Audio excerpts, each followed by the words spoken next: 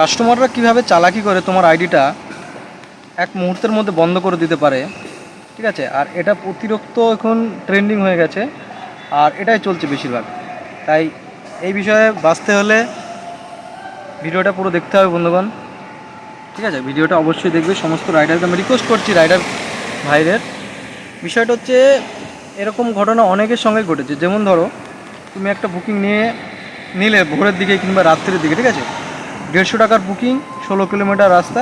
কাস্টমারকে বললে যে দাদা 200 টাকা করে দিলে ভালো হয়, কাস্টমারটা রাজি হয়ে যায়, ঠিক আছে। এইবার কাস্টমারটা রাজি হয়ে যাচ্ছে, কাস্টমারটা চলেও যাচ্ছে। এবার বাড়ি গিয়ে তার কাছে ফিডব্যাকের নোটিফিকেশন আসে। তখন শিখে কী হচ্ছে যে কাস্টমার লিখে দিচ্ছে যে রাইডার হ্যারাসমেন্ট করেছে, রাইডার জোর জবরদস্তি পয়সা বেশি চেয়েছে। রেকর্ডিং তো আছেই।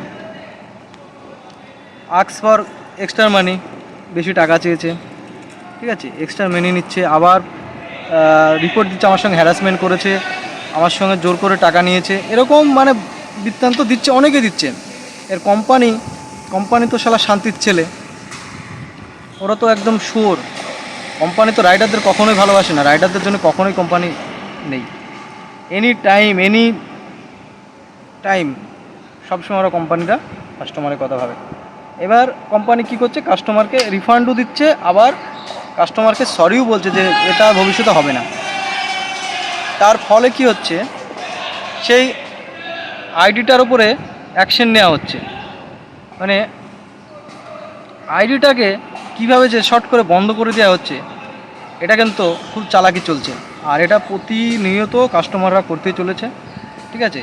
এটা খুব বাজে বিষয়, ঠিক আছে। আর এটা যেমনি বন্ধ হওয়া উচিত, তার সঙ্গে সঙ্গে আমি বলবো প্রত্যেকটা রাইডার ভাইদেরও টাকা এক্সট্রা নেওয়াটাও একটু লিমিটেশন থাকা উচিত। 200 টাকার বুকিংয়ে তুমি যদি 300 টাকা চাও, সেটা একটু বেশি বেশি হয়ে যাচ্ছে। 200 টাকার বুকিং, দাদা 20 টাকা বাড়িয়ে দিন, তেলের দাম বেড়েছে, রেড কার্ড বাড়েনি। হ্যাঁ, এই তো ভদ্রভাবে অনেক কাস্টমার মেনে যায় ভাই। 90% কাস্টমার যারা আছে তোমার এই যে প্রপোজালে রাজি হয়ে যাবে, ঠিক আছে। কিন্তু 200 টাকা বুকিং যদি 300 টাকা চাও কি 280 টাকা চাও, কেউই রাজি হবে না ভাই। তুমি ওই কাস্টমারটার জায়গায় তুমি নিজেকে দাঁড় করিয়ে দেখো, সে কখনোই রাজি হবে না, ঠিক আছে।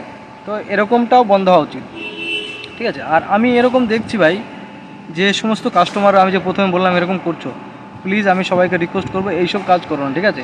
তোমাদের যদি না পোষায়, আপনাদের যদি না পোষায়, আপনারা প্রথমে বললেন যা দেবো না, যাবো না, ঠিক আছে। দ্যাটস ইট, নো ম্যাটার, কোনো প্রবলেম নেই।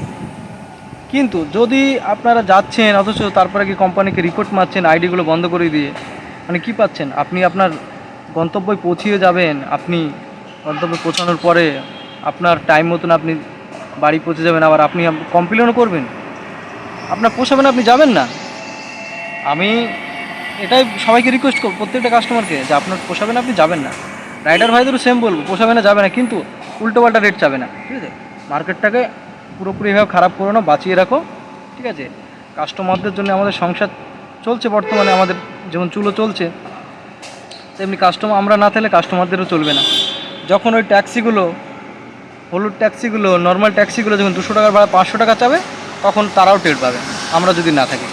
তো এটা হচ্ছে বিষয়, ঠিক আছে। তখন বুঝতে পারবে যে ব্যাপারটা কী অ্যাকচুয়াল। র্যাপিডো, ওলা, ওবার বাইকাররা